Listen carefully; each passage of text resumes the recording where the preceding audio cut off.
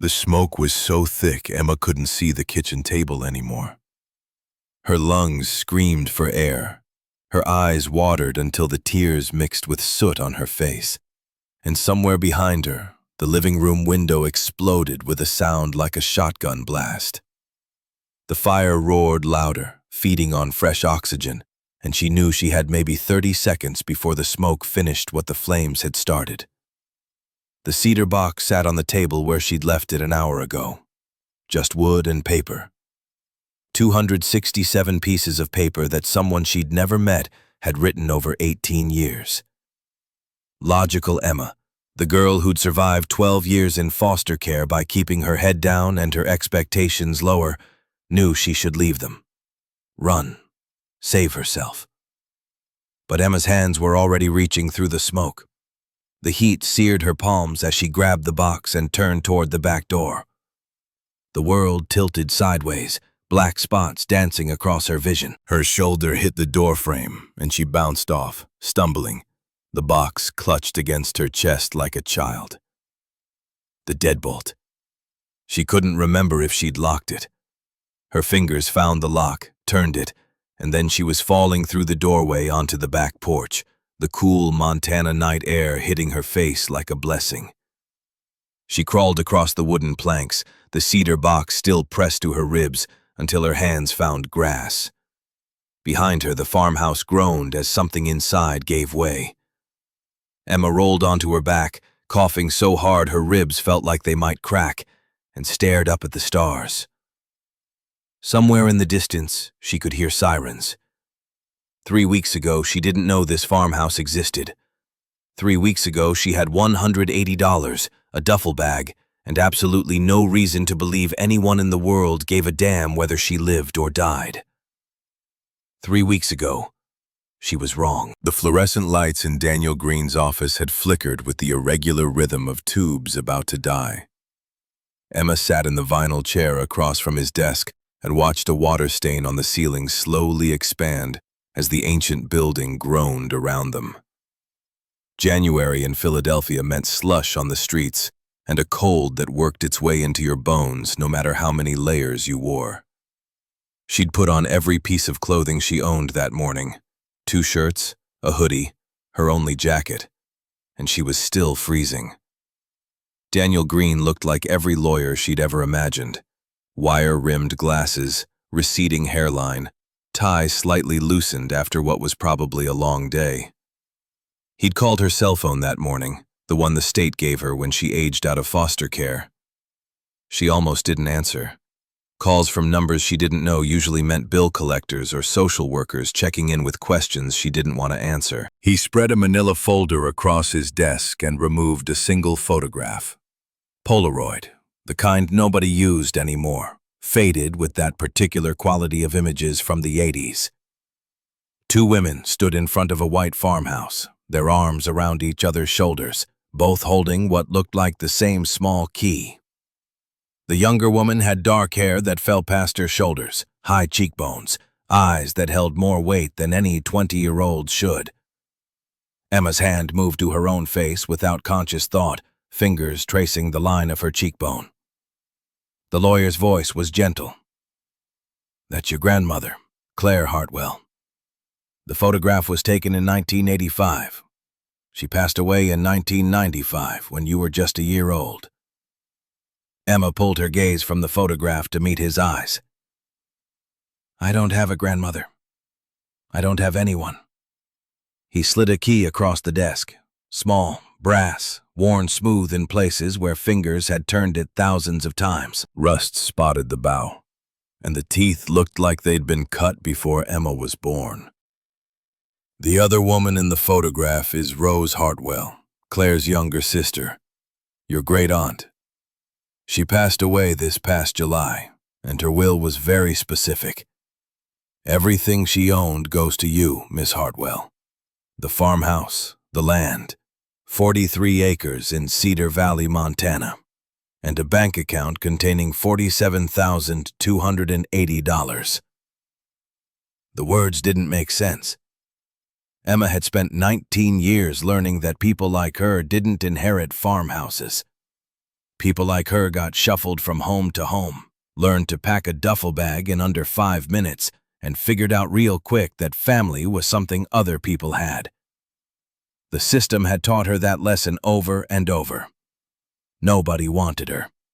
Not enough to keep her, anyway. She picked up the key.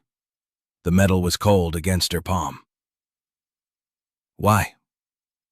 The word came out rougher than she intended. Why would she leave me anything? I didn't even know she existed. Daniel Green pulled out another document, this one newer, the paper still crisp. Rose searched for you for 18 years. From the time you entered the foster care system until she passed away. The privacy laws made it nearly impossible to locate you, but she never stopped trying. She left specific instructions that if she couldn't find you while she was alive, you would receive everything after her death. The photograph drew Emma's eyes again. The young woman, Claire, her grandmother, had the same slight gap between her front teeth that Emma saw every time she looked in a mirror. The same way of standing, weight slightly more on the left foot, like she was always ready to move. How many times had Emma stared at her own reflection and wondered where those features came from? Now she knew. The lawyer pulled out a bus ticket.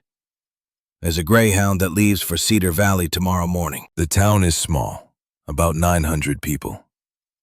The farmhouse is waiting for you. All you need is that key. Emma walked out of the office 20 minutes later with the ticket, the key, and an address that might as well have been on another planet. 37 Maple Ridge Road, Cedar Valley, Montana. The slush on the sidewalk had frozen into treacherous ice, and she walked carefully, her duffel bag over one shoulder, everything she owned in the world contained in 16 pounds of worn fabric. That night, in the boarding house room she'd been renting for the last month, she couldn't sleep. The key sat on the nightstand, catching the light from the street below. Emma kept thinking about the photograph, about Rose spending 18 years searching for a niece she'd never met. Why? What made her keep trying when every door closed, every letter went unanswered, every lead went nowhere? The bus left at 7 in the morning. Emma was there at 6:30. Montana unfolded through the bus window like a landscape from a movie she'd never seen. Emma had spent her entire life in Philadelphia, where buildings blocked the sky and you measured distance in city blocks. Here, the sky stretched so far it made her dizzy. The highway cut through rolling hills that turned to pine forests that opened onto valleys so vast she couldn't see the other side. The other passengers, a college kid with earbuds, an elderly couple who held hands like they'd been doing it for 50 years, a businessman who worked on a laptop with grim determination, all seemed to know where they belonged. Emma pressed her forehead against the window and watched America slide past. Somewhere out there was a house with her family's name on it. Land that belonged to her. A mailbox she had a key to open. For the first time in her life, she was going somewhere that was actually hers. Cedar Valley appeared after 4 hours of highways and back roads. The bus driver's voice crackled over the intercom. Cedar Valley, 5 minutes. Emma's stomach tightened. Through the window, she caught glimpses of the town. Main Street couldn't have been more than 4 blocks long.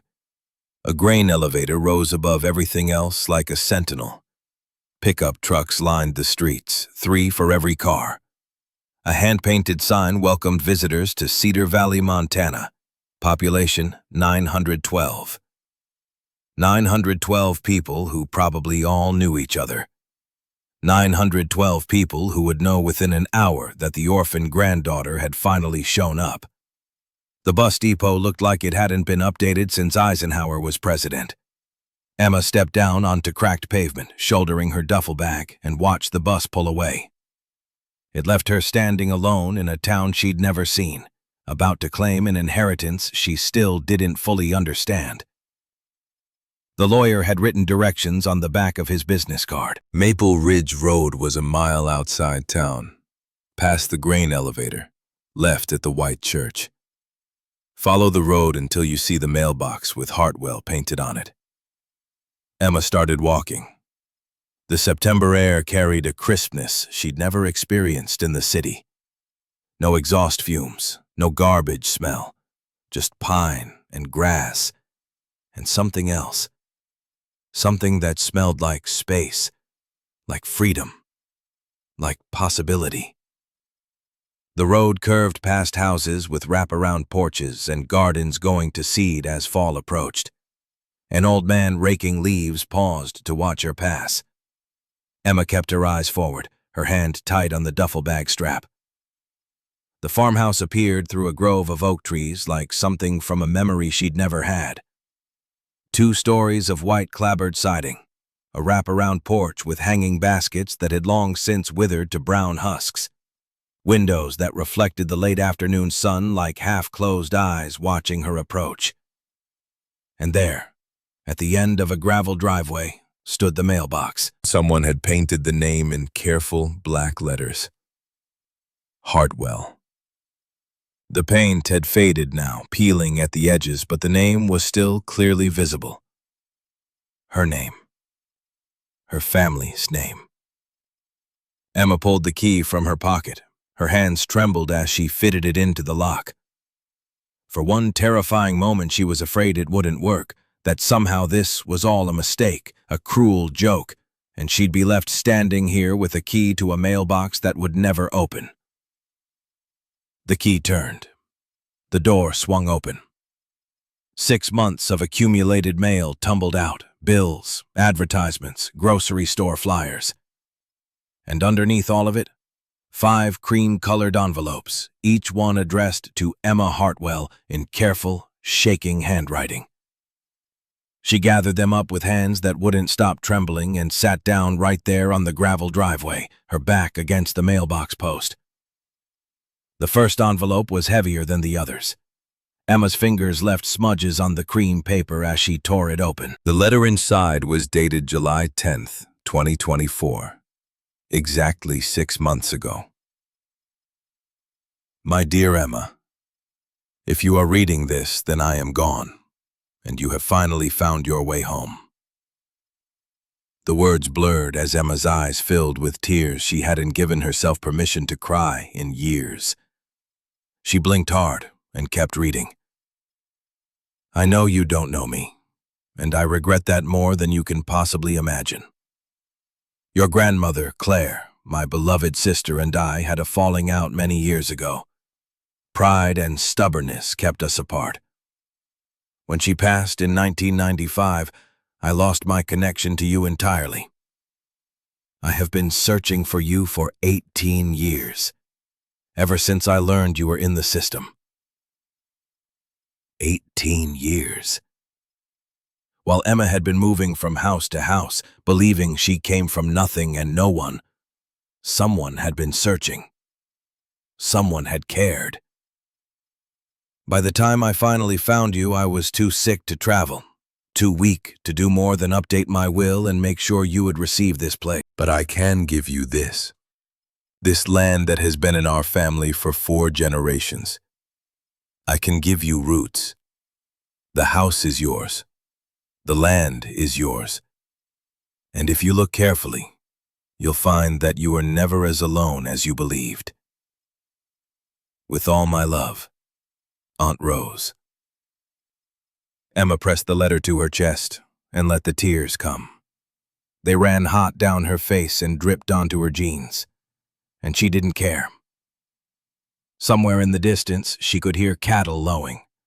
A breeze moved through the oak trees, making the leaves whisper.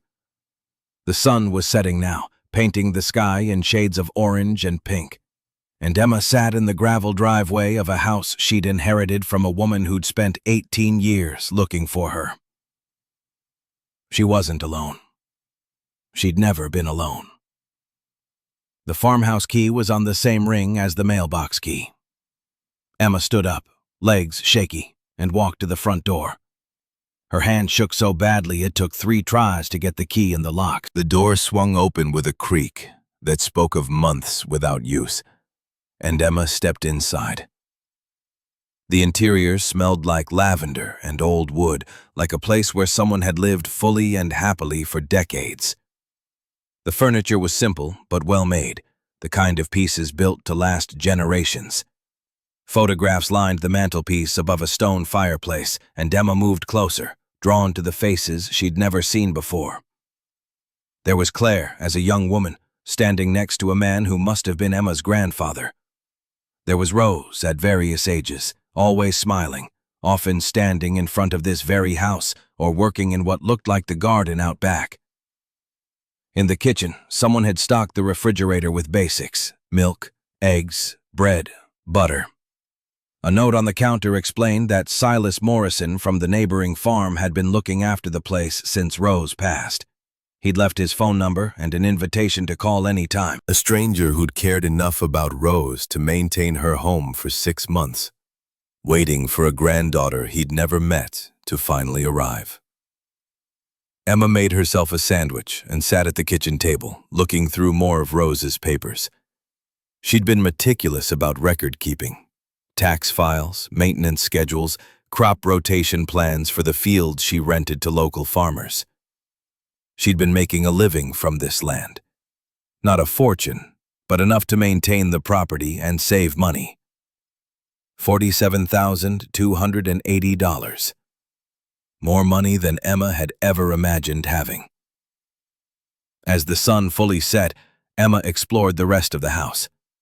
The master bedroom had a quilt on the bed that looked handmade, more photos on the dresser, and on the nightstand, a wooden box with a note taped to the top. For Emma. Open first. Emma's heart hammered as she carried the box downstairs to the kitchen table where the light was better. The wood was old cedar, smooth and fragrant, the kind of box someone kept special things in. The hinges creaked as she lifted the lid. Letters. Hundreds of letters. Every single one in a cream-colored envelope. Every single one addressed to Emma Hardwell in that same careful, shaking handwriting. And every single one stamped in red ink with the same devastating words: Return to sender. Address unknown. Emma's hands moved without conscious thought, pulling out letters, spreading them across the kitchen table. The first one was postmarked October 15th, 2006. Her first birthday. Emma would have been exactly 1 year old. My dearest Emma, today you turn 1 year old. I wonder if anyone sang to you. I wonder if they gave you cake. I wish I could have been there to hold you, little one, to tell you that you are loved, that you are wanted, that you matter. I am searching for you. I will never stop searching. Happy birthday, sweetheart. Aunt Rose.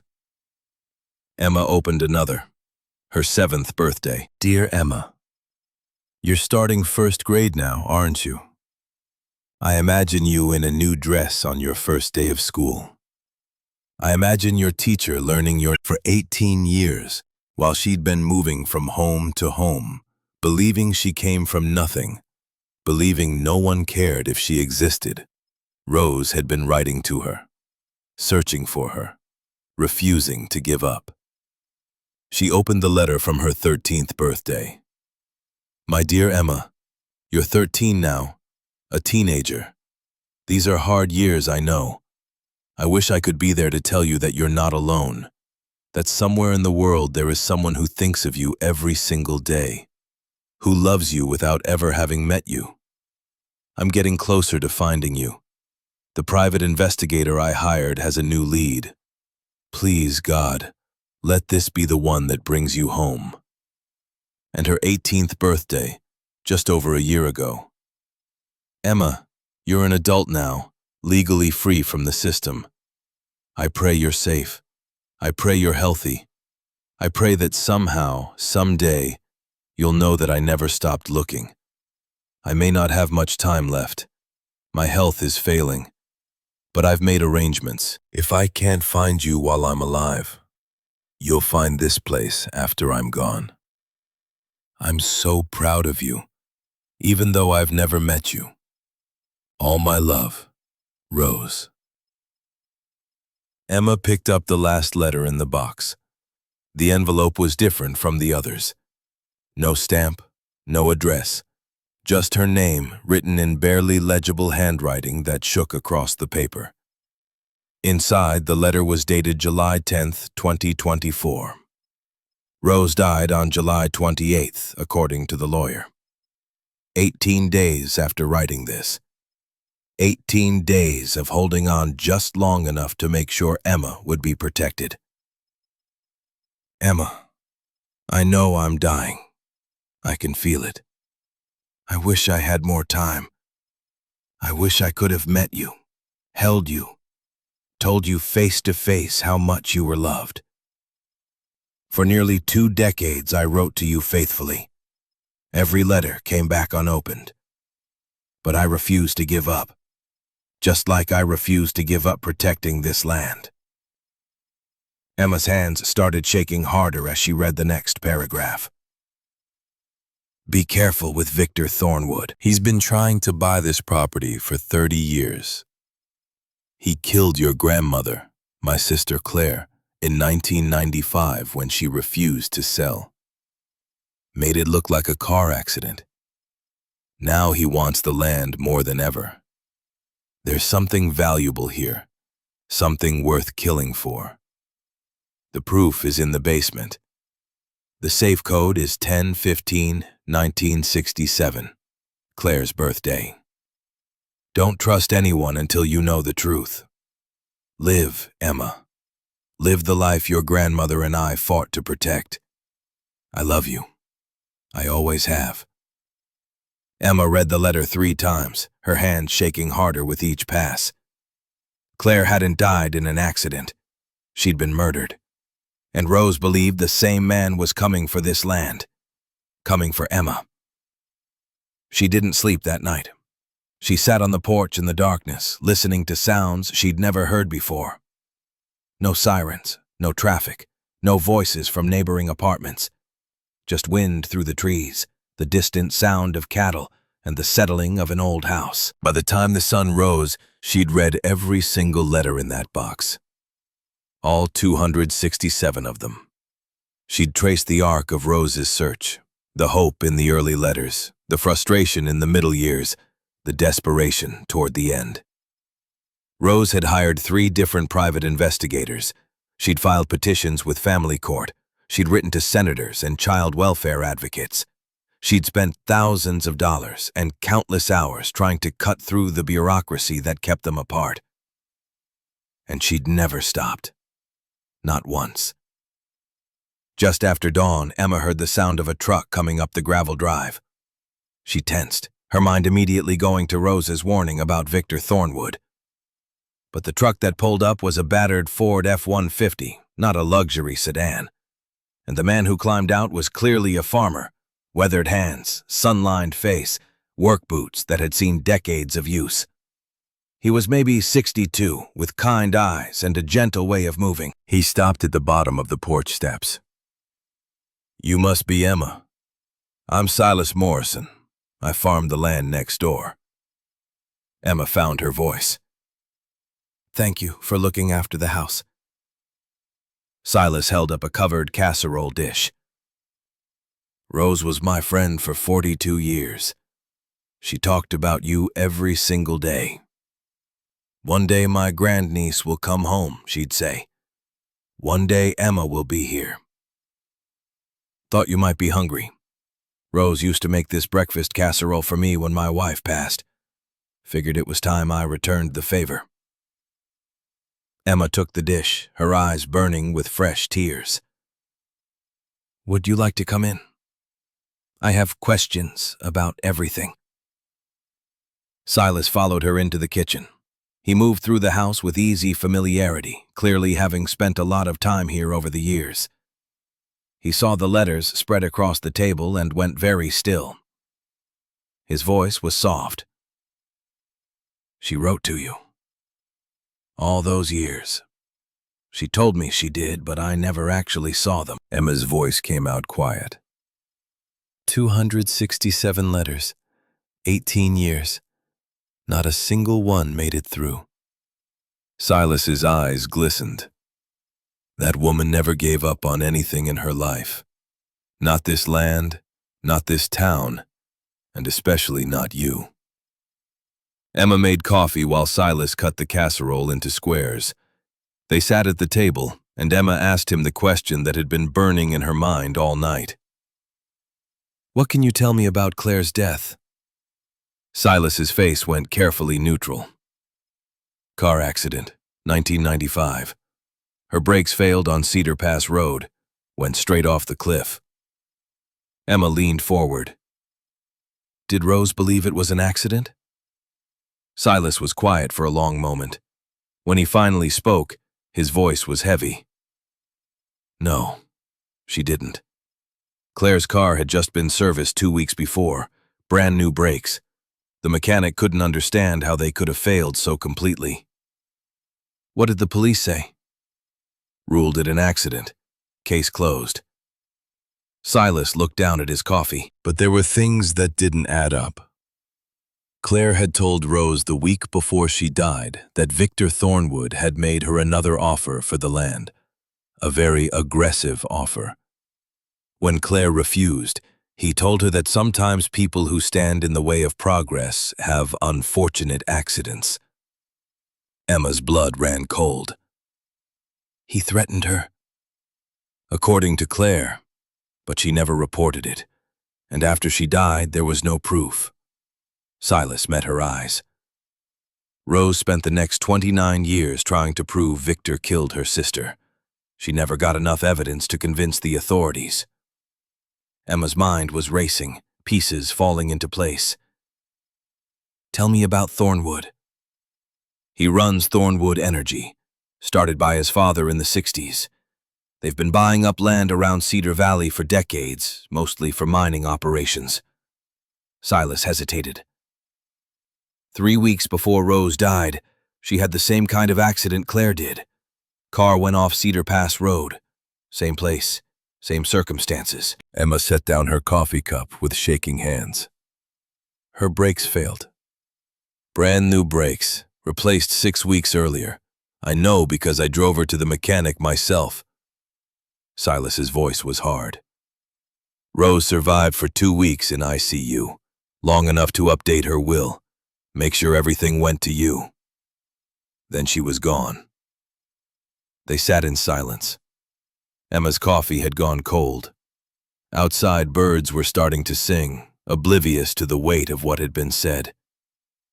Emma's voice was steady when she spoke. "You don't think it was an accident either?" "No, Emma, I don't." Before Silas could say more, they both heard it. The sound of an expensive car coming up the gravel drive. Not a truck this time. Something smooth and powerful. Through the window, Emma watched a black Mercedes pull up in front of the house. The door opened and a man stepped out. Mid-50s, perfectly tailored suit, shoes that probably cost more than Emma had made in a year at her last job. He moved with the easy confidence of someone who'd never been told no in his life. Silas's face hardened. "That's Victor Thornwood." Emma met him on the porch. She didn't invite him inside, just stood there with her arms crossed while he climbed the steps with that easy smile. His voice was smooth. "Miss Hartwell, I'm Victor Thornwood. I own Thornwood Energy. I've been hoping to meet you." Emma didn't extend her hand. "What do you want?" His smile didn't falter. "I'll get straight to the point. I've been trying to purchase this property for many years. Your great-aunt was difficult to negotiate with, but I'm hoping you and I can come to a more reasonable arrangement." "I'm not interested in selling." "You haven't heard my offer yet." Thornwood pulled a folded paper from his jacket pocket. $3.2 million. That's 5 times the appraised value of the land. More money than you've probably ever imagined having. Emma glanced at the number on the paper. It was staggering, life-changing, enough to set her up forever. She looked back at Thornwood, and saw something in his eyes that made her skin crawl. A calculation, a certainty that she would fold. Why? Why is this land worth so much to you? Development opportunities, tourism. The region is growing. His smile was practiced, smooth.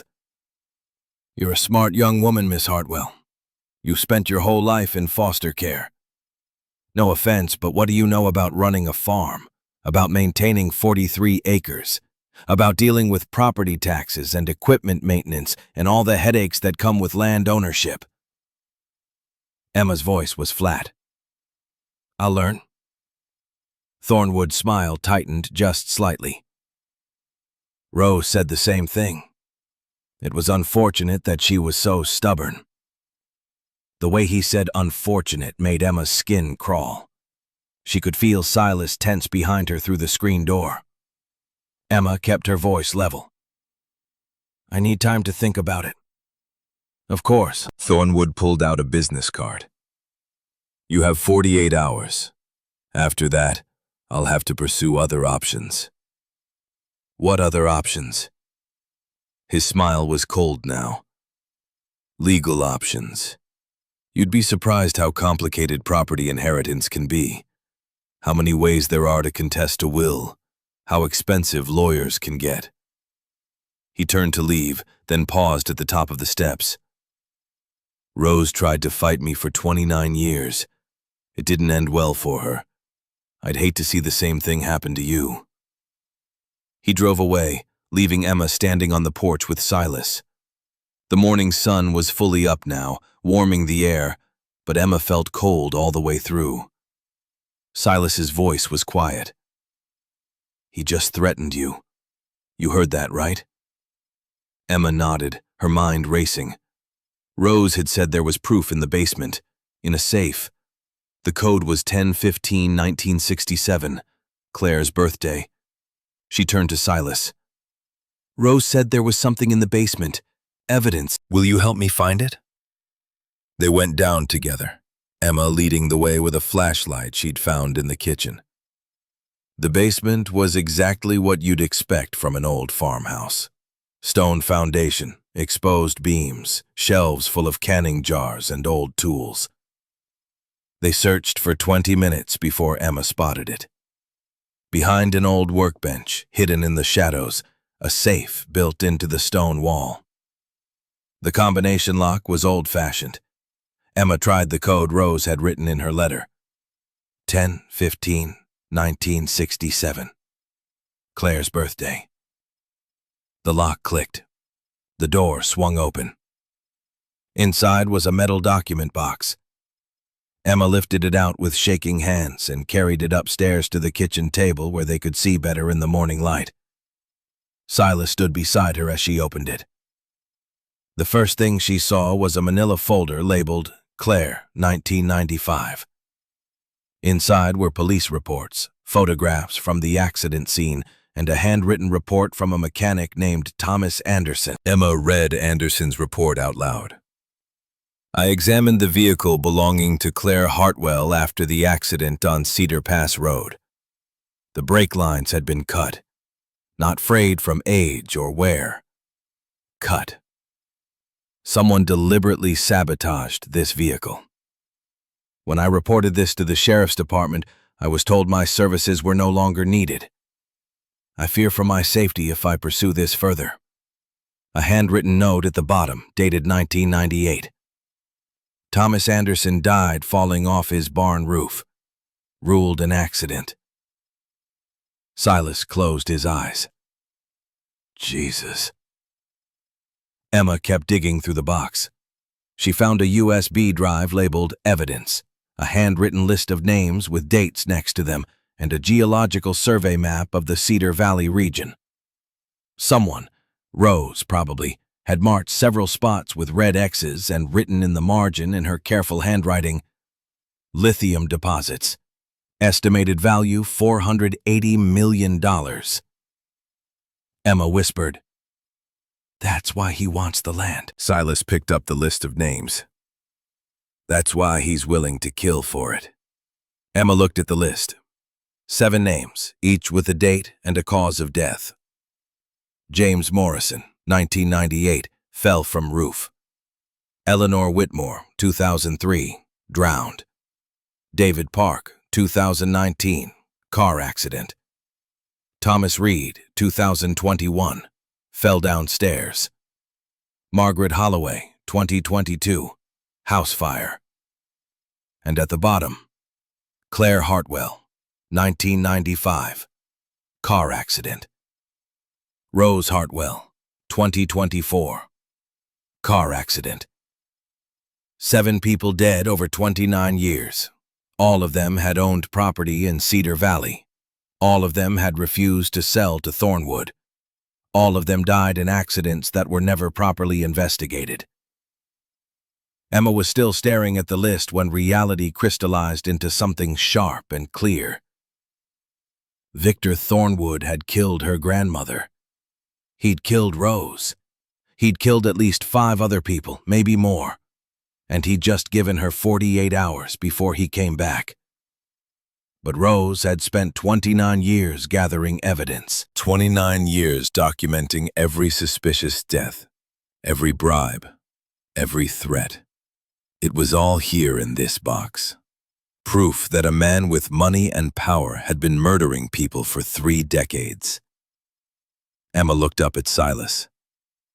Rose didn't give up. She fought for 29 years. She fought for me, even when she didn't know where I was, even when every letter came back. Silas's voice was gentle. What are you going to do? Emma's hands were steady as she closed the document box. Outside, the Montana morning was beautiful. Golden light slanting through the oak trees, birds singing, the distant mountains sharp against a sky so blue it hurt to look at. This was her land now, her family's land. 43 acres that Rose and Claire had fought to protect, land that held secrets worth $480 million. And Victor Thornwood thought he could scare her into selling. Emma's voice was quiet but certain. I'm going to finish what Rose started. Emma spent the rest of that first day reading through every document in the metal box. Silas stayed with her, making coffee, heating up the casserole when she forgot to eat, bearing witness to 29 years of Rose's careful, methodical investigation. By sunset, Emma had absorbed a truth that made her stomach twist. Thornwood hadn't just killed Claire and Rose. He'd systematically eliminated anyone who stood between him and $480 million. The USB drive sat on the table like a loaded gun. Emma didn't have a laptop, never had reason to own one in foster care, and her phone was too old to read the files. She held the drive up to the fading light. We need to see what's on this. Silas pulled out his cell phone, the screen cracked but functional. I know someone who can help. Warren Bridges. He was sheriff here back in '95, investigated Claire's death. The department forced him into early retirement when he wouldn't close the case. Emma's pulse quickened. Rose mentioned him? In passing. She said he was one of the few honest cops in Cedar Valley. Silas was already dialing. If Rose trusted him, we can too. 20 minutes later, Warren Bridges pulled up in a Chevy Silverado that had seen better decades. He was 69, white hair buzzed military short, eyes that had seen too much but hadn't gone cynical. He moved like someone whose body had taken damage but whose mind was sharp as ever. He shook Emma's hand with surprising gentleness. You look just like Claire. Same fire in your eyes. Rose showed me photos over the years, but seeing you in person, it's like stepping back 30 years. They spread the documents across the kitchen table. Warren's face went through stages as he examined each piece. Recognition, anger, vindication, and finally something that looked like relief. When he picked up the mechanic's report about Claire's brake lines, his hands shook. His voice was thick. I knew it. I knew Tom Anderson was telling the truth. But the sheriff, Marcus Wells, Same bastard who's sheriff now. He buried the report. Told me Claire's death was an accident, and if I couldn't accept that, maybe I wasn't fit for the badge. Emma leaned forward. What happened to Anderson? Fell off his barn roof in '98. 20 feet onto concrete. Broke his neck. Warren set the report down carefully. I tried to investigate. Found out Anderson had been asking questions, talking to people about Claire's car. Then suddenly he's dead, and everyone shuts up real fast. Silas's voice was quiet. You think Thornwood had him killed too? I know he did. But knowing and proving are different things. Warren looked at Emma with an intensity that felt like being X-rayed. Rose contacted me 3 months before she died. Said she'd finally found the smoking gun, evidence that would bring down Thornwood and everyone on his payroll. We were supposed to meet the day after her accident. She never made it. Emma pushed the USB drive across the table. I think this is what she wanted to show you. Warren pulled an old laptop from his truck. The machine wheezed to life, screen flickering, but it worked. He plugged in the drive, and they waited while files loaded. There were 2 audio recordings and a folder of scanned documents. The first audio file was dated September 23, 1995. Rose's voice came through the tinny speakers, younger but already carrying the weight of grief. This is Rose Hartwell. I'm interviewing Thomas Anderson, mechanic at Anderson's Auto Repair. Another voice, nervous, male. I don't want trouble, Miss Hartwell. Just tell me what you found when you examined my sister's vehicle. A long pause, then Anderson's voice dropped almost to a whisper. The brake lines were cut. Not worn through, not corroded. Cut. Someone used a hacksaw or something similar. Made it look like natural wear, but I know the difference. I've been doing this 34 years. Did you report this to the police? I tried. Sheriff's Department told me they didn't need my expert opinion. Told me the case was closed. Told me if I kept pushing, I might find myself in trouble. Anderson's voice cracked. What kind of trouble? The kind where my business license gets revoked? The kind where building inspectors suddenly find violations? The kind where I shut up or I lose everything? I got a family, Miss Hartwell. I can't afford to be a hero. I understand. Thank you for talking to me. The recording ended. Warren's jaw was clenched so tight Emma could see the muscles jump. Silas had gone pale. Emma's hands were fists on the table. Warren's voice was barely controlled. That recording would have been enough to reopen the investigation in '95, if anyone had listened. Emma clicked on the second audio file. This one was dated March 15, 2019, 24 years later. Rose's voice again, older now, tired. This is Rose Hartwell. I'm speaking with David Park, forensic document examiner. A younger male voice, confident. Miss Hartwell, I've reviewed the 7 accident reports you provided. There are significant inconsistencies in all of them. What kind of inconsistencies? The kind that suggest these weren't accidents. Take the Morrison case from '98. Official report says he fell while repairing his roof, but the autopsy shows bruising patterns inconsistent with a fall. The bruises on his shoulders and back suggest he was struck before he went off the roof. Park's voice grew urgent. Eleanor Whitmore's drowning in 2003. Coroner found water in her lungs, but also evidence of strangulation. Thomas Reed's fall down the stairs in 2021. He had a subdural hematoma that occurred before the fall, not from it. What are you saying? I'm saying these cases need to be reopened. This is serial murder disguised as accidents. These families deserve justice. Will you testify to that? A pause. Emma heard Park exhale slowly. Miss Hartwell, I could lose my license, my career, my reputation. Another pause. But yes, I'll testify. This is too important to ignore. The recording ended. Emma looked at Warren. David Park died 2 weeks after this, didn't he? Warren's nod was grim. Car accident, Cedar Pass Road. Same place Claire died.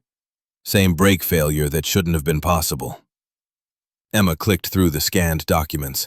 Bank records showing wire transfers from offshore accounts. Dates that matched the accidents.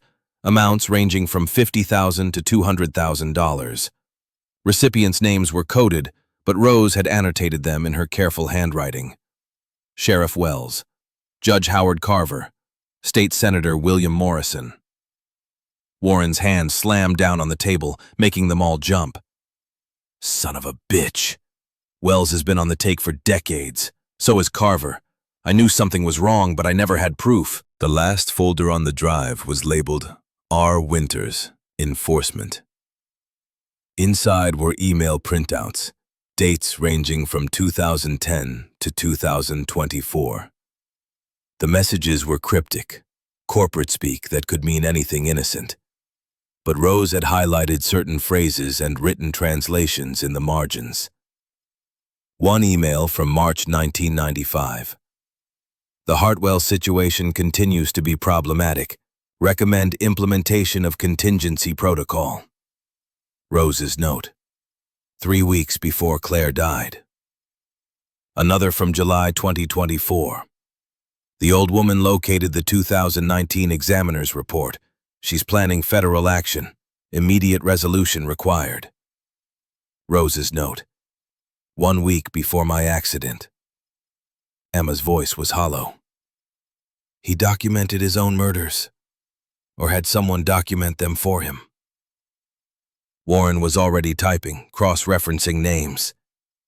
Robert Winters, son of Richard Winters, FBI agent who investigated Thomas Reed's death in 2021. Case closed in 3 weeks, no foul play found. Richard Winters retired 6 months later and took a job with Thornwood Energy. $150,000 a year. And his son? Works private security.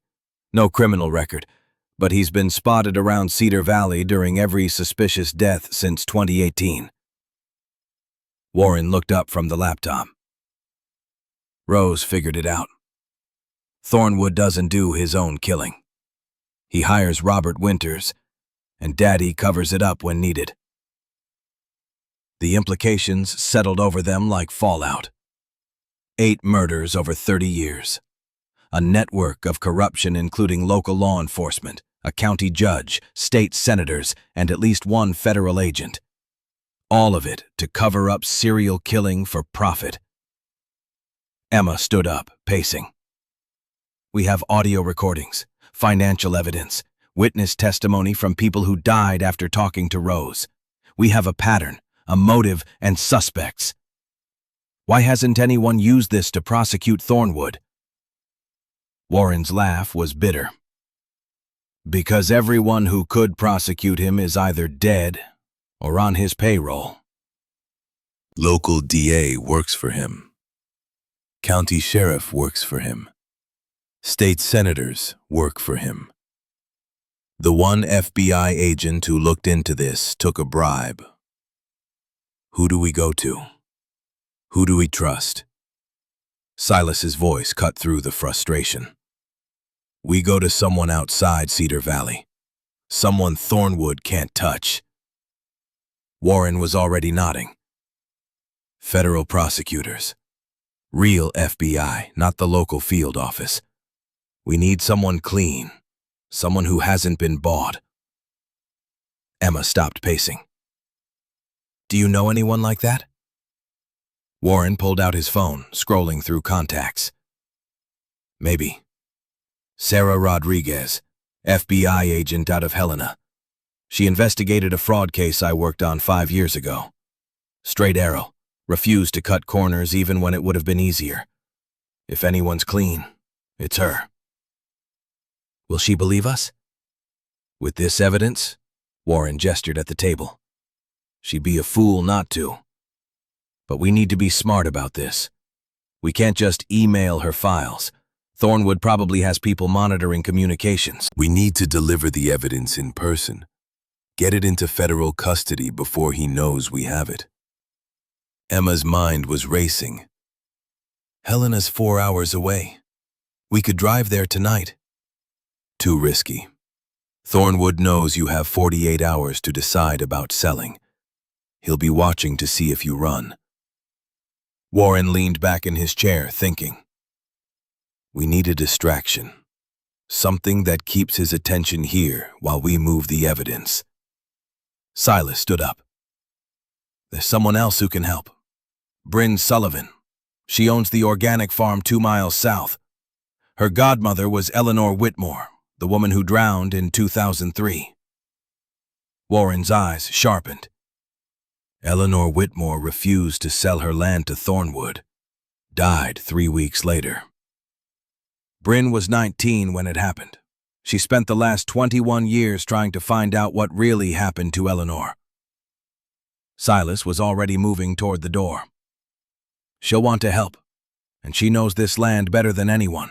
Every back road, every shortcut. They drove to Bryn's farm in Warren's truck, Emma riding shotgun, Silas in the back. The sun had set, leaving Montana in that purple twilight that felt like being underwater. Bryn's property appeared through pine trees, solar panels on the barn, greenhouse catching the last light, vegetables growing in neat rows. Bryn Sullivan was 35, sun-streaked hair pulled back in a braid, dirt under her fingernails, the kind of tan that came from working outside every day of your life. She saw them coming and met them in the driveway, shotgun resting casually on her shoulder. Her voice was cautious. Warren, Silas, and you must be Emma Hartwell. Emma nodded. Rose left me everything, including evidence about your godmother's death. Bryn's expression shifted from caution to something harder. Come inside. Her kitchen smelled like bread and herbs. They spread the documents across her table. Emma was starting to recognize the ritual, the way truth demanded to be laid out where everyone could see it. Bryn read Eleanor's autopsy report with shaking hands, her jaw clenched so tight Emma could see the tendons in her neck. When she finally spoke, her voice was steady. They told us she fell into the river drunk. Said she had a history of depression. Might have been suicide. My family believed it. We buried her thinking she'd given up, that she'd chosen to leave us. Bryn looked up, tears streaming down her face. She didn't give up. She was murdered because she wouldn't sell 40 acres to a man who wanted to mine lithium. Emma's voice was gentle. I'm sorry. Don't be sorry. Help me finish this. Bryn wiped her eyes roughly. What do you need? Warren explained the plan.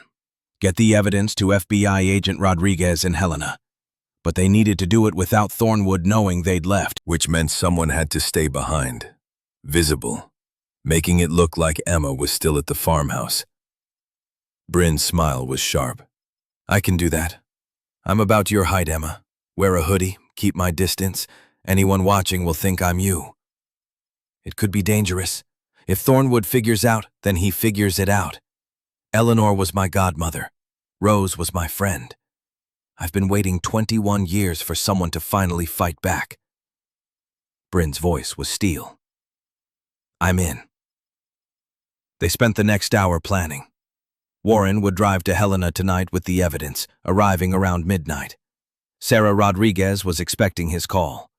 Emma, Silas, and Bryn would stay at the farmhouse, maintaining the illusion that nothing had changed.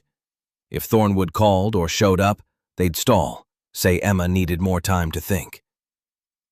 And if he pushes? Emma asked. Warren's smile was grim.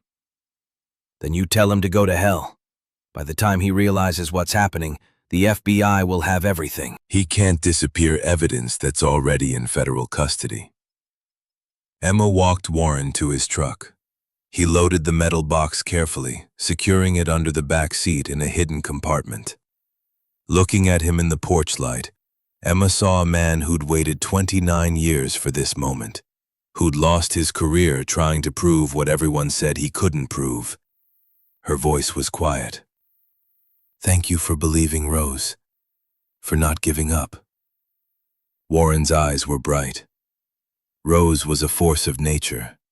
She reminded me why I became a cop in the first place, to protect people, to fight for truth. I failed her once. I won't fail her again.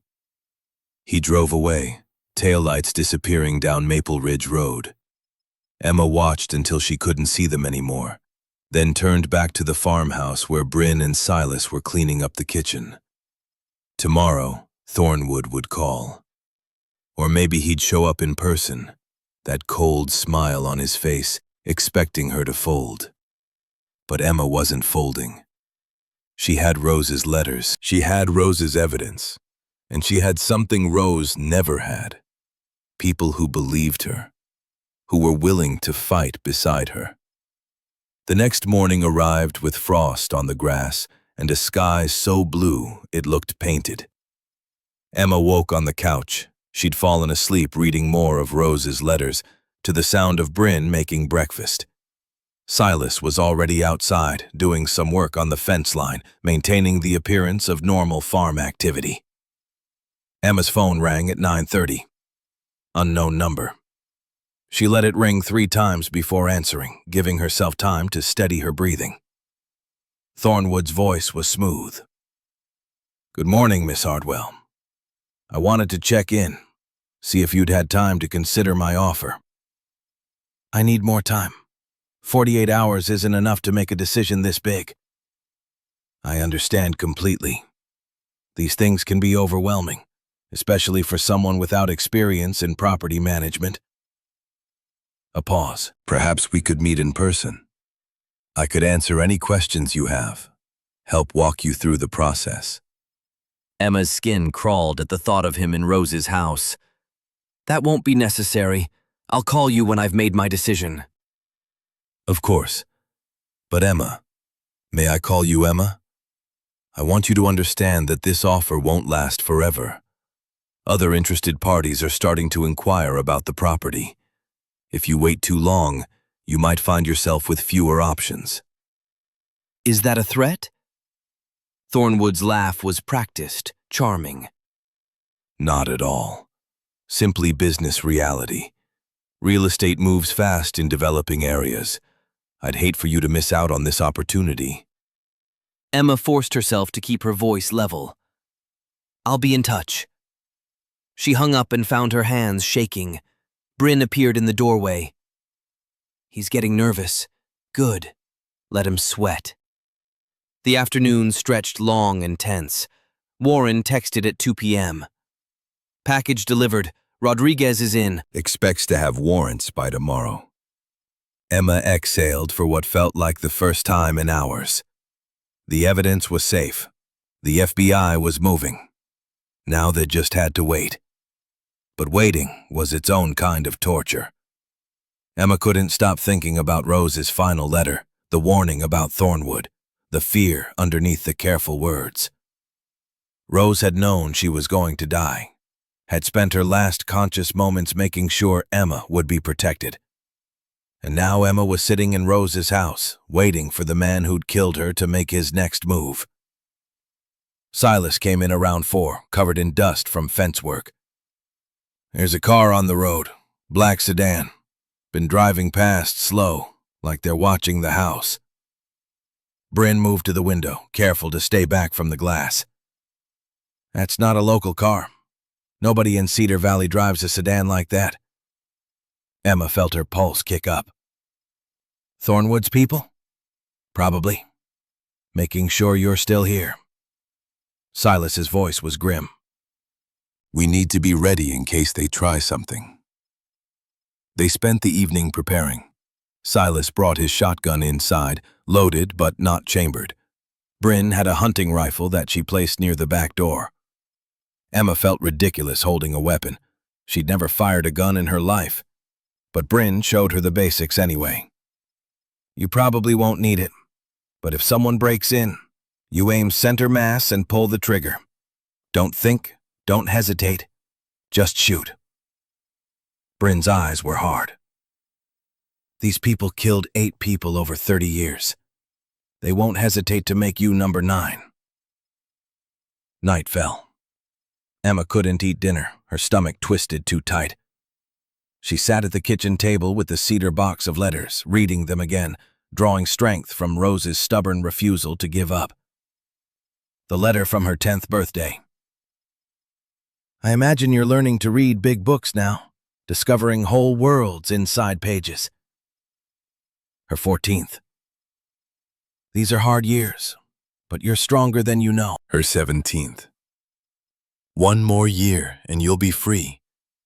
I'm getting closer to finding you. Don't give up, sweetheart. Rose had written these letters knowing Emma might never read them. But she'd written them anyway, because love didn't need a response to be real. Love was the act of reaching out, again and again, even when your hand came back empty. Emma understood now. Rose hadn't been searching for Emma just to find her. Rose had been searching to prove that Emma mattered, that someone in the world cared enough to spend 18 years refusing to forget her. And now Emma was doing the same thing for Rose, refusing to let her death be meaningless, refusing to let Thornwood win. Around midnight, Emma was still at the table when Bryn came downstairs. You should sleep. Tomorrow's going to be hard. I can't. Emma gestured at the letters. Every time I close my eyes, I see her writing these, over and over, never giving up. Bryn sat down across from her, picking up one of the letters carefully. Rose used to bring me vegetables from her garden. After Eleanor died, she'd show up once a week with tomatoes or squash, never saying much, just making sure I ate. I didn't understand then, but I do now. She was checking on me, making sure I didn't disappear the way Eleanor had. She took care of everyone. Yeah. And when someone like that dies, the world gets colder. Bryn set the letter down carefully. But you're here now, finishing what she started. That matters, Emma. It matters more than you know. They sat together in the quiet farmhouse, 2 women who'd both lost people to Thornwood's greed. Outside, Montana stretched vast and dark and full of secrets. But inside, by the light of a single lamp, they kept vigil over evidence that would finally bring those secrets into the light. Warren called at 7 a.m. Rodriguez moved fast. Federal warrant issued for Victor Thornwood, Robert Winters, Sheriff Marcus Wells, and 6 others. FBI's executing arrests this morning. Emma, you need to be ready. When Thornwood realizes what's happening, there's no telling what he'll do. Emma's voice was steady. We're ready. But she wasn't ready. Not really.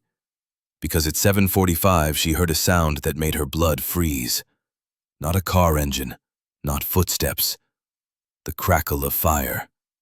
She ran to the living room window and saw orange light flickering outside. Someone had thrown something through the front window. She could see the broken glass, could smell gasoline.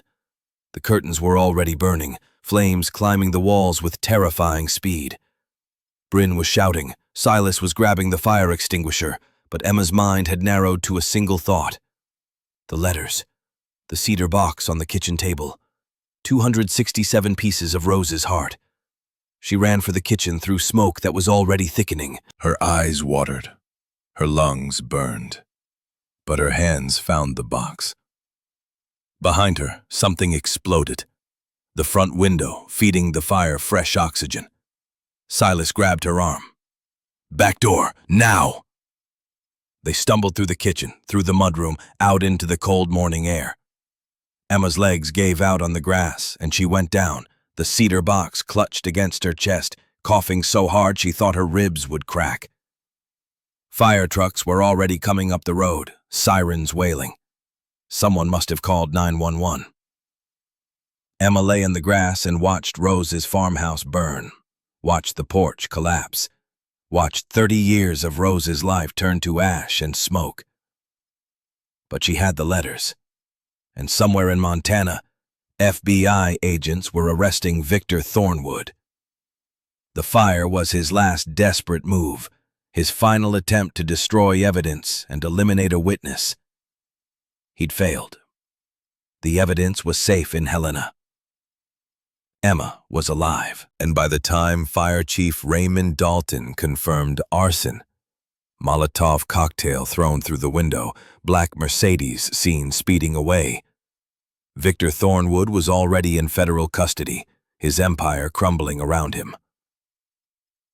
Emma sat in the grass with Bryn and Silas, soot on their faces, lungs raw from smoke, and watched the farmhouse burn. Rose's house. Claire's house. 4 generations of Hartwell family history going up in flames. But the land remained, the letters remained, and Emma remained. Thornwood had taken everything else, but he couldn't take that. Diane Callahan's voice was steady as she spread the final documents across Warren's dining room table. The recordings, the ledger, the emails. Everything Rose had hidden behind that water heater now lay in neat stacks under the yellow kitchen light. Warren stood with his arms crossed, face grim. Bryn paced by the window. Silas sat motionless, staring at evidence that proved what they'd all suspected for decades. Emma's hands were flat on the table, steadying herself. The weight of it all. 8 murders documented, 30 years of corruption exposed, her grandmother and Rose vindicated, pressed down on her chest until breathing felt like work.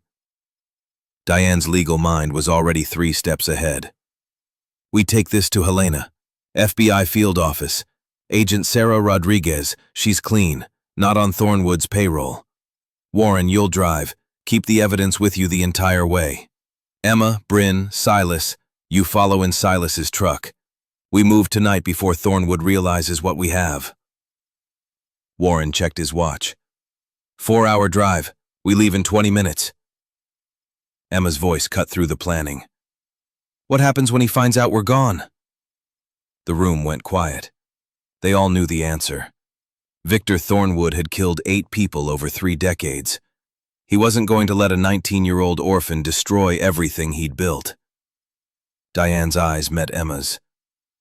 "That's why we move fast. Once the evidence is in federal custody, he can't touch it. Can't touch us." Emma nodded, but her gut twisted. Thornwood had 48 hours to think.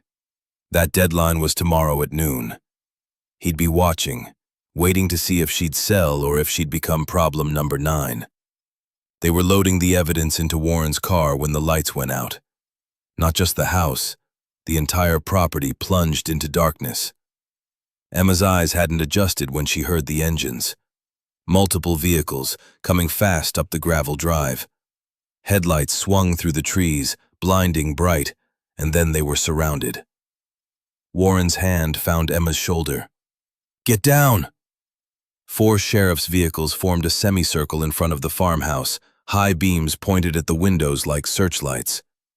Car doors opened in unison, boots on gravel. A voice amplified by megaphone, artificially loud in the Montana night.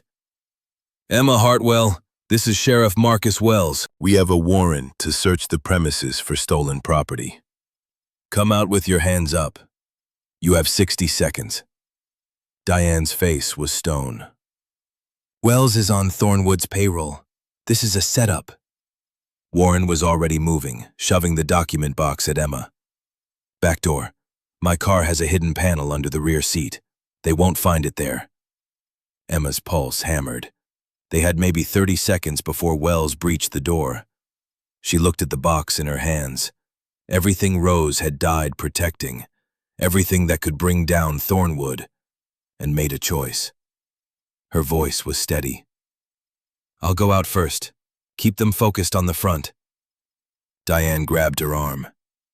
"Emma, they'll arrest you." "Let them. You're my lawyer. Get me out." Emma met Warren's eyes. "Take the evidence. Drive fast. Don't stop." She was halfway to the front door when Bryn stepped in front of her. "No, I'll go." Before Emma could argue, Bryn yanked open the door and walked out into the spotlight glare, hands raised. "Don't shoot! I'm coming out!" Voices shouted, boots pounded up the porch steps.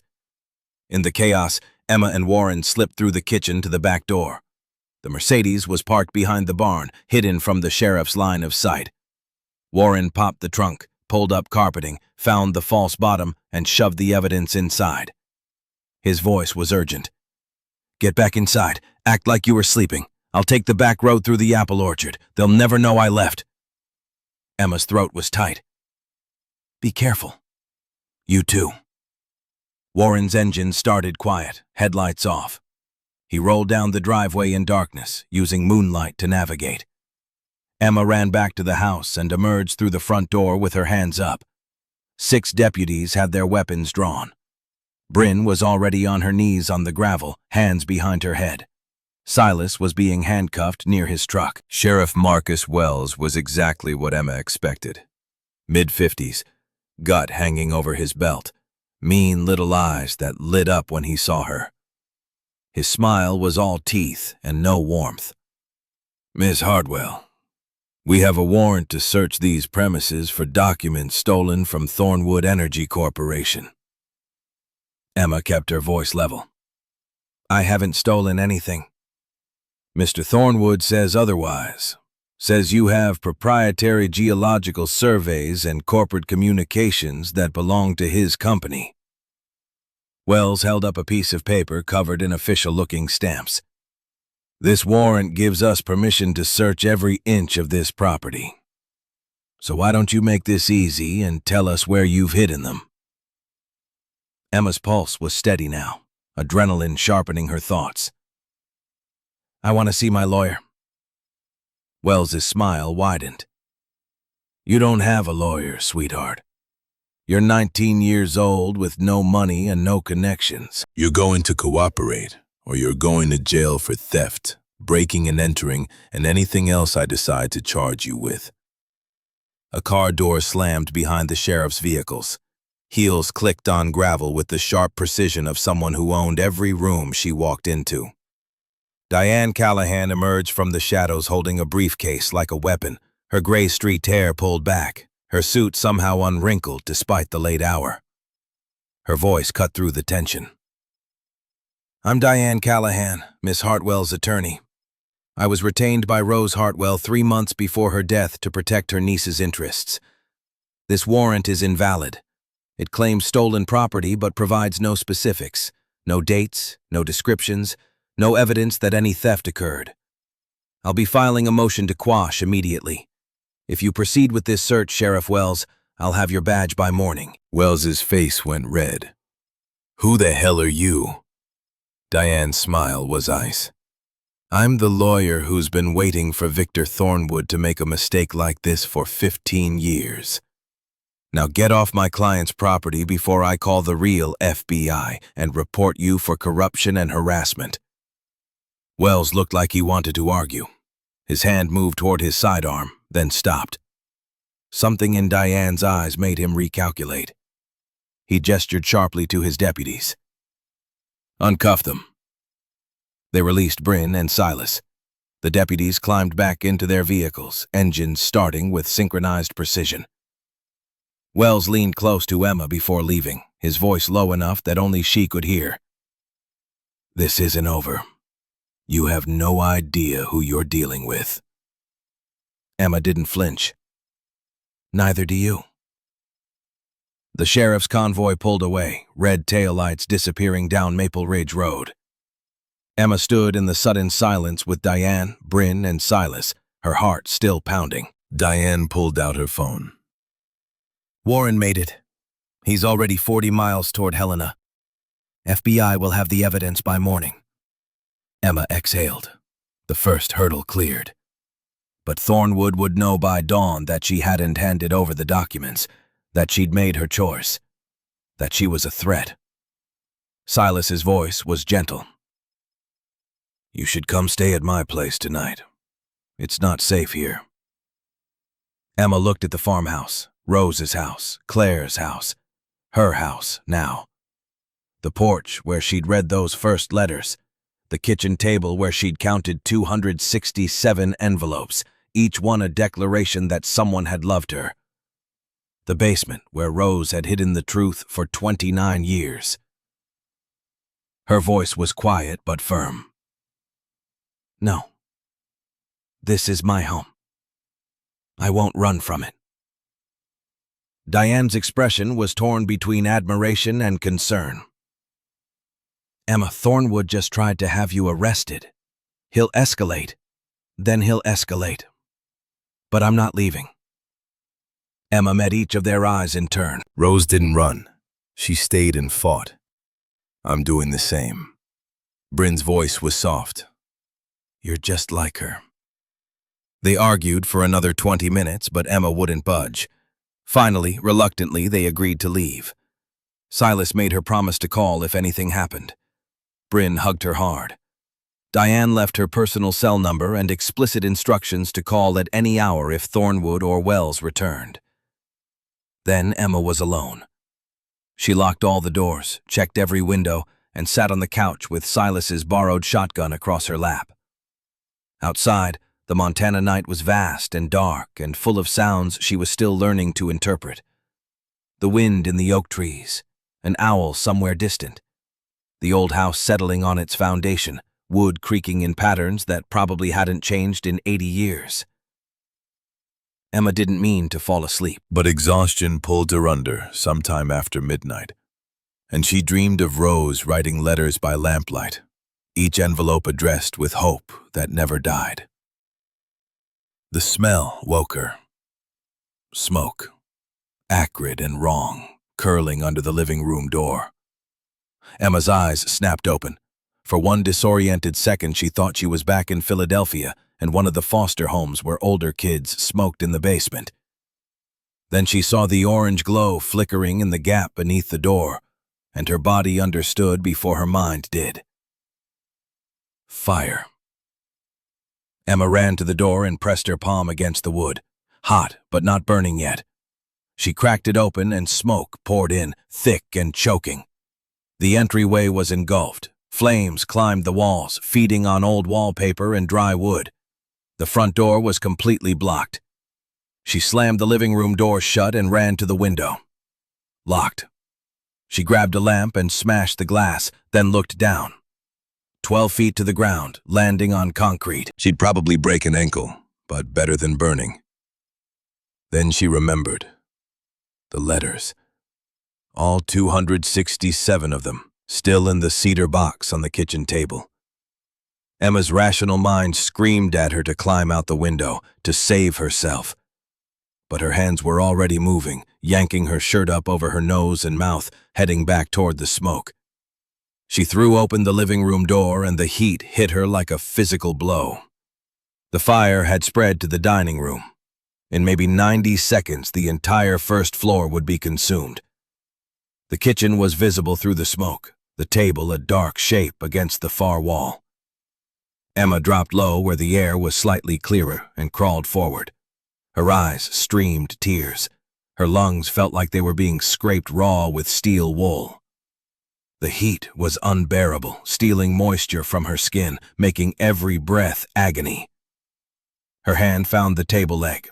She pulled herself up, grabbed the cedar box, and clutched it to her chest. Behind her, something exploded. The living room window, giving the fire fresh oxygen. The flames roared louder, a sound like a beast waking up hungry. Emma turned toward the back door, and the world tilted. Black spots danced across her vision. Her legs didn't want to work right. She stumbled forward, hit the doorframe hard enough to bruise, bounced off. The deadbolt. She couldn't remember if she'd locked it after everyone left. Her fingers found the lock, turned it. The door swung open, and Emma fell through, tumbling down the back steps onto grass that felt cool and impossibly soft. She rolled onto her back, the cedar box still pressed against her ribs, and dragged in breaths that tasted like soot and salvation. Sirens wailed in the distance, getting closer. Emma lay in the grass, coughing so hard her body convulsed, and stared up at stars that seemed impossibly bright and far away. The farmhouse groaned behind her as beams gave way. She'd made it out by maybe 20 seconds. The volunteer fire department arrived within 6 minutes. Emma watched from the grass as they fought the blaze, water arcing through the air in silver streams that turned to steam when they hit the flames. Fire Chief Raymond Dalton was 63 and had known Rose for 40 years. He found Emma sitting on the grass, the cedar box clutched to her chest, and knelt beside her with an oxygen mask. His voice was gentle. "Emma, we need to check you for smoke inhalation."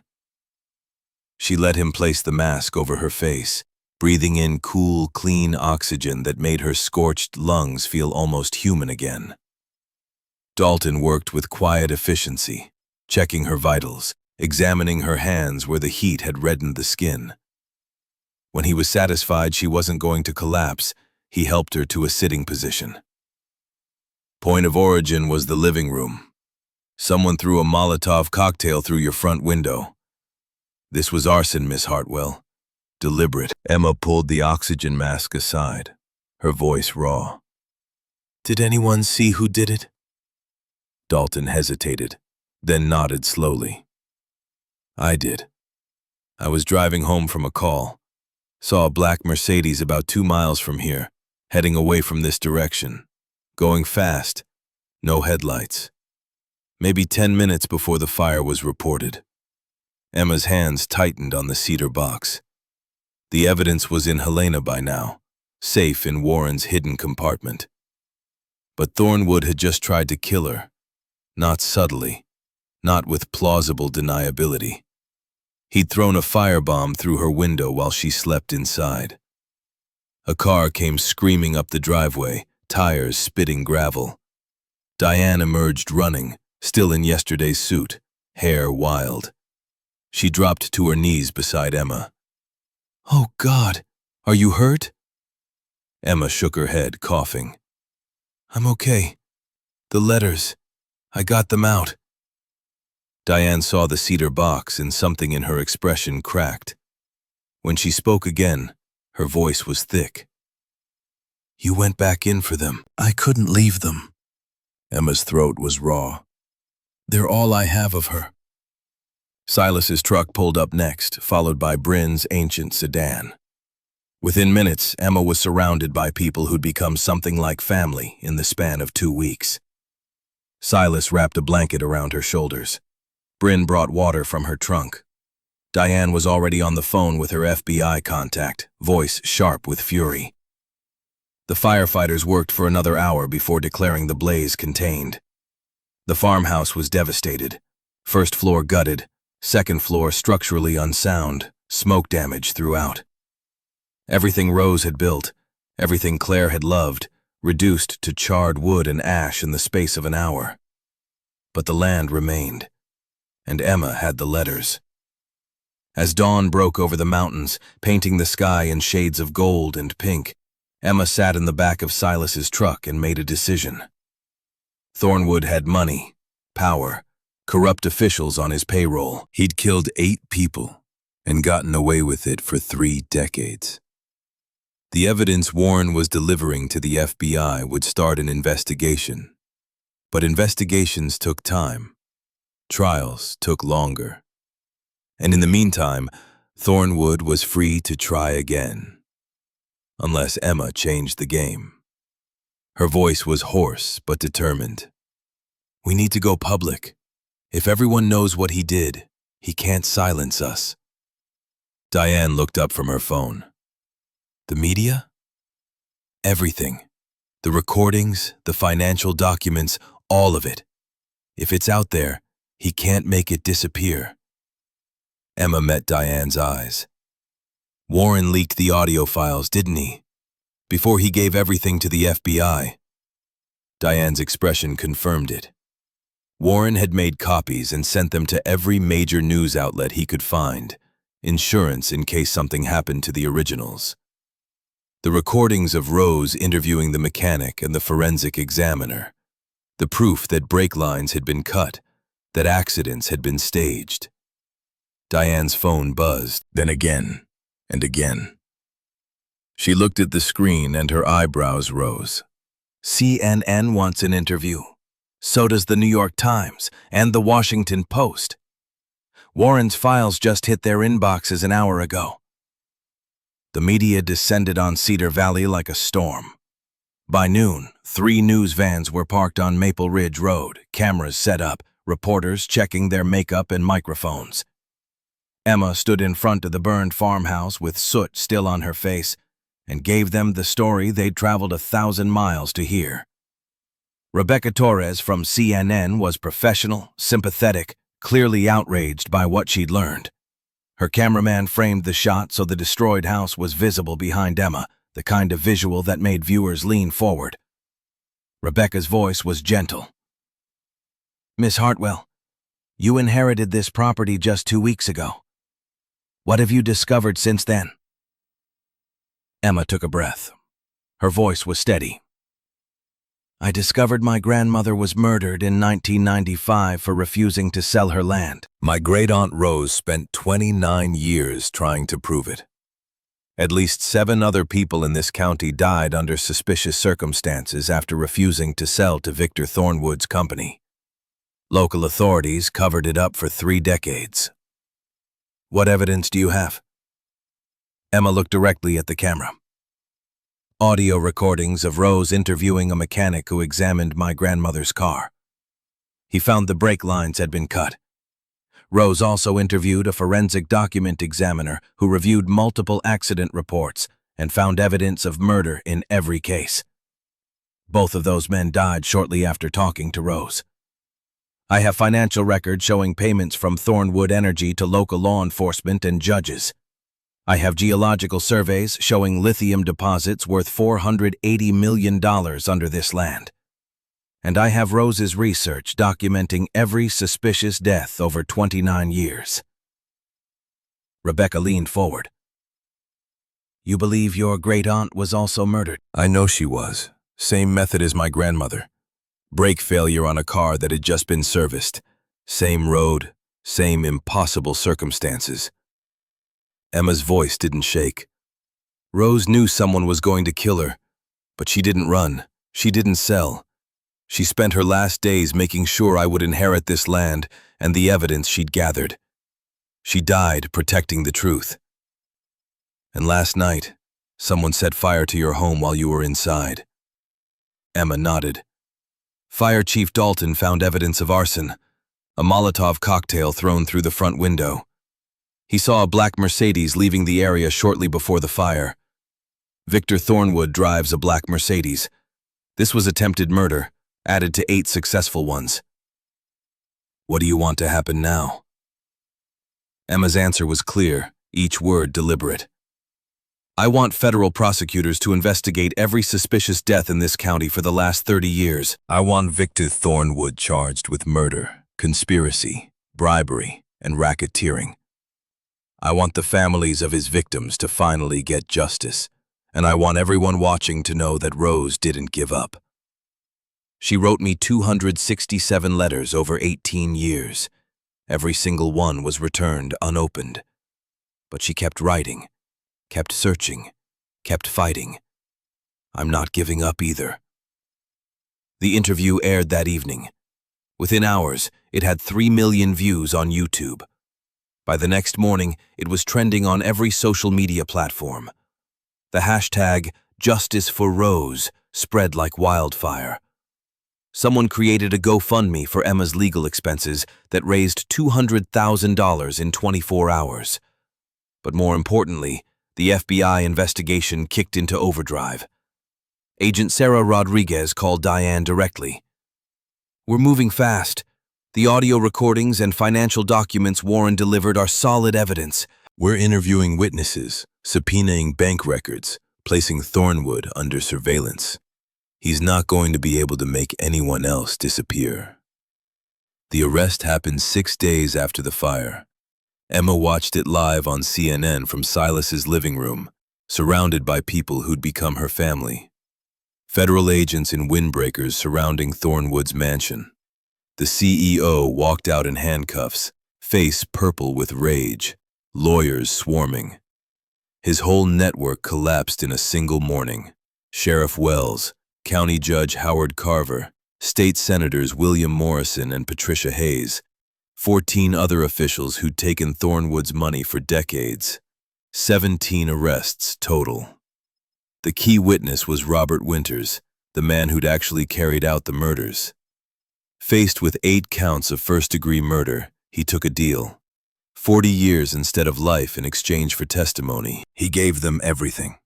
Recordings he'd secretly made of Thornwood ordering hits, detailed accounts of how each murder was staged, financial records showing $250,000 in payments over 10 years. The trial began 3 months later. Emma attended every day, sitting in the gallery with Silas, Bryn, Warren, and Diane. Watching as prosecutors built the case Rose had started. Listening as expert after expert confirmed what Rose had always known. The brake lines had been cut. The accidents had been staged. 8 innocent people had been murdered for refusing to sell their land. On the 4th day, Emma testified. She walked to the witness stand with the cedar box tucked under her arm and set it down carefully beside her chair. The prosecutor, a woman named Margaret Holloway, who'd lost her own aunt to Thornwood in 2022, led her through the story gently. Emma told them about aging out of foster care, about the unexpected inheritance, about opening a mailbox and finding 267 letters from a woman who'd searched for her for 18 years. She read excerpts aloud, her voice steady even as half the jury wiped their eyes. 1st birthday, 7th birthday, 13th birthday, 18th birthday. Each letter a declaration that Emma had been wanted, had been loved, had never been alone. Then she told them about Rose's final message, the cassette recording, the warning about Thornwood, the evidence hidden behind the water heater, the night her house burned with her inside.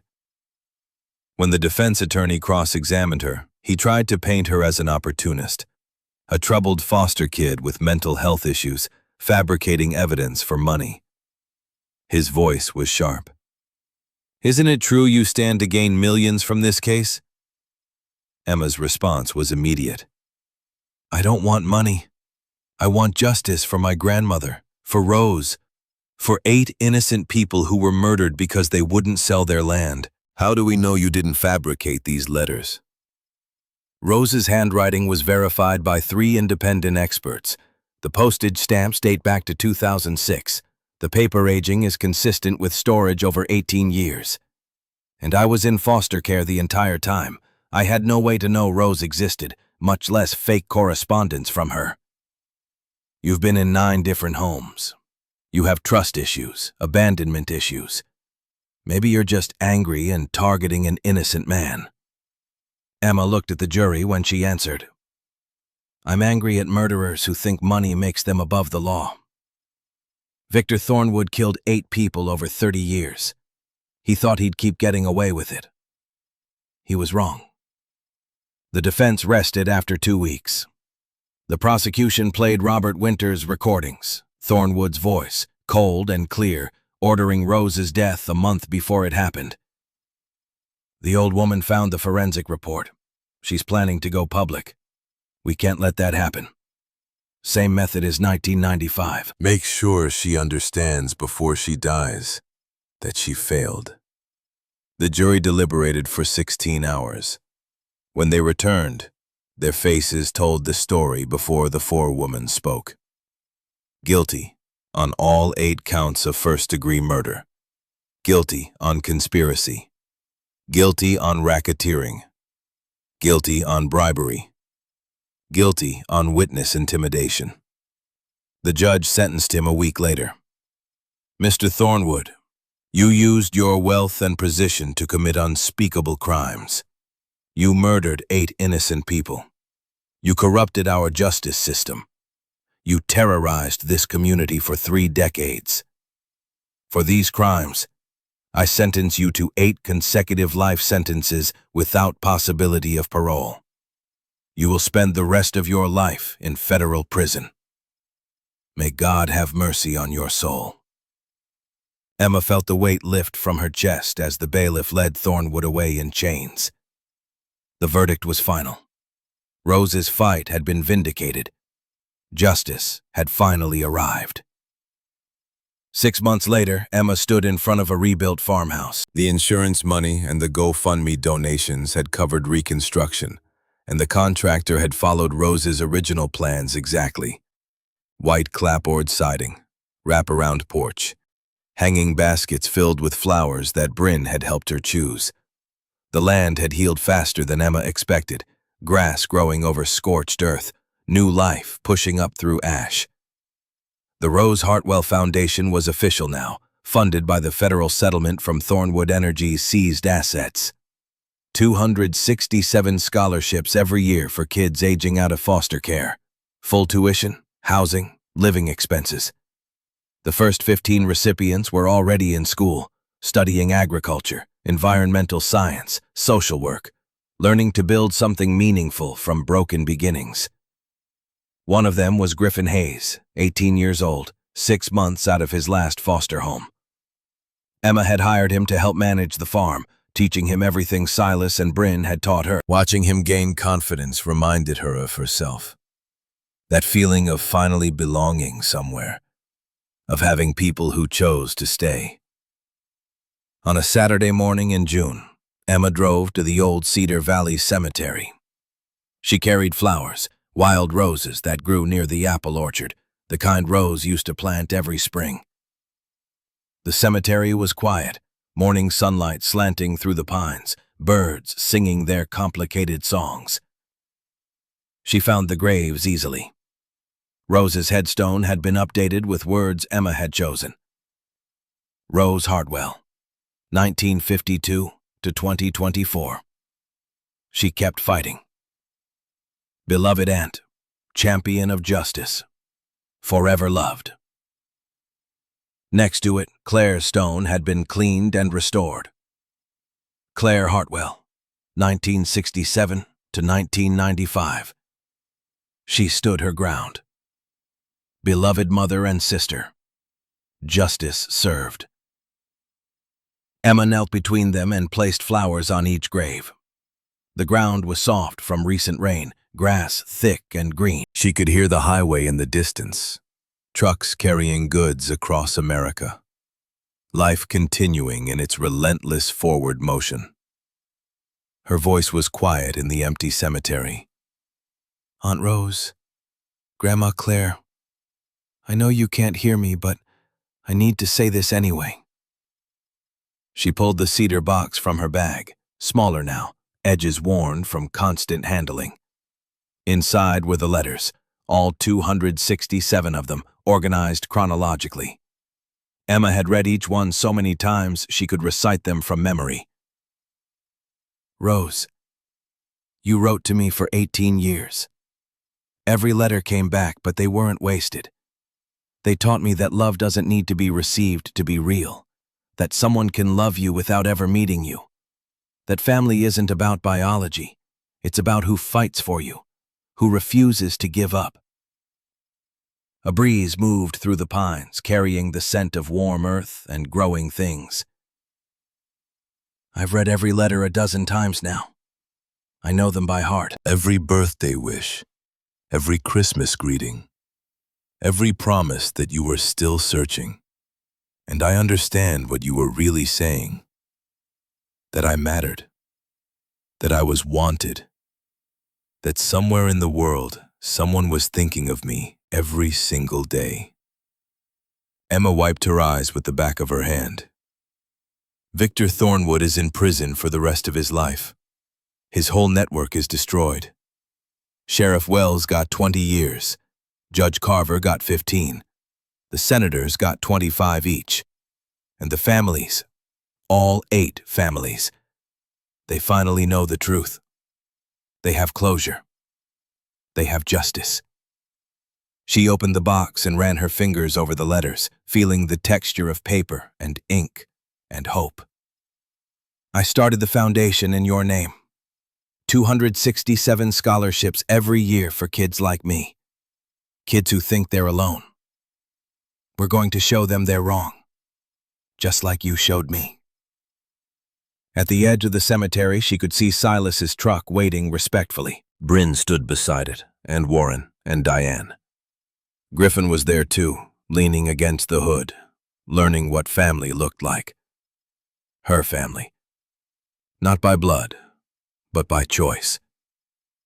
I'm not alone anymore. I have a home. I have people who love me. I have a purpose. Emma's voice was steady. You gave me all of that.